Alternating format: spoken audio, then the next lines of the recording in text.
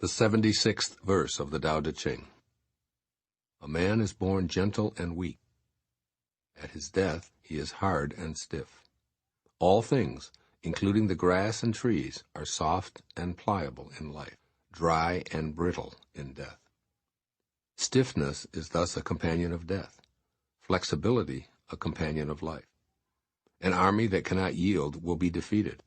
A tree that cannot bend will crack in the wind. The hard and stiff will be broken. The soft and supple will prevail. Living by bending. The thing I love most about studying the Tao Te Ching is its impeccable adherence to finding the great way by closely studying nature. In this passage, Lao Tzu asks us to change the way we look at the concept of strength by noticing how the most solid and durable things in the natural world tend to be soft, gentle, and even weak. If we see strength as being hard, inflexible, and unyielding, he invites us to change that perception. Life, according to Lao Tzu, is defined as soft and pliable. Some of my fondest memories of my 8 children came from watching their flexible, newly born bodies in awe. I could lay them on my lap and easily place their feet in their mouths or even behind their necks. They were perfect yoga masters at the tender age of only a few months or even days. When they were toddlers, I watched in amazement, often holding my breath as they bumped their heads, ran into walls without looking, and took what appeared to be nasty falls. Yet lo and behold, they'd shake it right off. What would have surely resulted in a broken hip or arm for an older person was hardly noticed by these limber youngsters. By the same token, an older tree that's getting close to death will become hard, brittle, and susceptible to fire and harsh winds. Since the tree can't bend, a strong gust can blow it right over. As it ages, the wood becomes weaker simply because it's inflexible. Its rigidity, which some think of as strength, has actually turned it into a weak organism.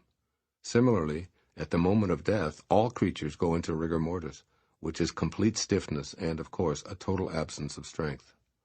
Being pliable and able to bend goes beyond the aging process that all bodies are destined to experience. Thus, Lao Tzu encourages you to apply this principle to your thought processes and behaviors. You're reminded that rigidity and hardness accompany death, while pliability and even weakness are the companions of life. You may have been taught that strength is measured by how hard you are in your thinking or how inflexible you are in your opinions, and that weakness is associated with those who bend. But when confronted with any stressful situation, keep in mind that being stiff won't get you very far, whereas being flexible will carry you through.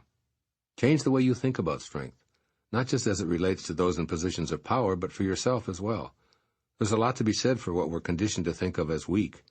Begin to see that strength is weakness and weakness is strength, just another of the Tao Te Ching's fascinating paradoxes.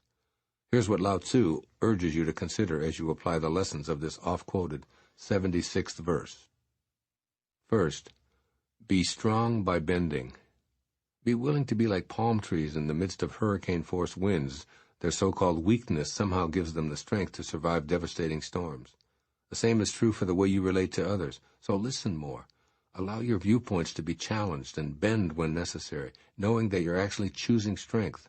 The more you think in rigid ways, refraining from considering other points of view, the more you're liable to break. As Lao Tzu reminds you, the hard and stiff will be broken, while the soft and supple will prevail. And secondly, examine your unbendable attitudes. Scrutinize your attitudes on matters such as the death penalty, legalization of certain drugs, abortion, gun or birth control, taxation, energy conservation, and any other issues on which you hold an unshakable position. Then make an effort to walk in the shoes of those who have an opposite opinion. When you consider the rebuttals they'll offer, you'll see that this old proverb has some truth in it. Quote, "This is my way. What is your way? The way doesn't exist." Unquote. Today, for example, I had a conversation with my daughter Serena concerning a presentation she was to make before one of her college classes. She was convinced that her conclusion was unbendable regarding a large retail chain's employment policies. There was no room for discussion. They were wrong, and she was right. Yet for the sake of an intelligent discussion, I took the position of the retail giant and tried to offer that perspective to her. As our discussion continued, my daughter found herself bending just a bit. As she realized that every story has 2 sides, she found herself willing to listen to the opposition. Serena was able to bend in a way that made her strong. If leaders on both sides of any matter were willing to at least listen to each other, conflicts wouldn't need to escalate to life and death proportions. By listening, yielding, and being gentle, we all become disciples of life. Do the Tao now. Every day in yoga class, there's an exercise that reminds me of this verse of the Tao Te Ching, and I encourage you to practice it right now. Stand with your feet together, raise your hands above your head, and stretch as high as you possibly can. Now bend to the right as far as you can go, stretching for 60 seconds. Then return to an upright position, and do the same on your left side. All the while, see yourself as flexible, supple, and able to bend in harmony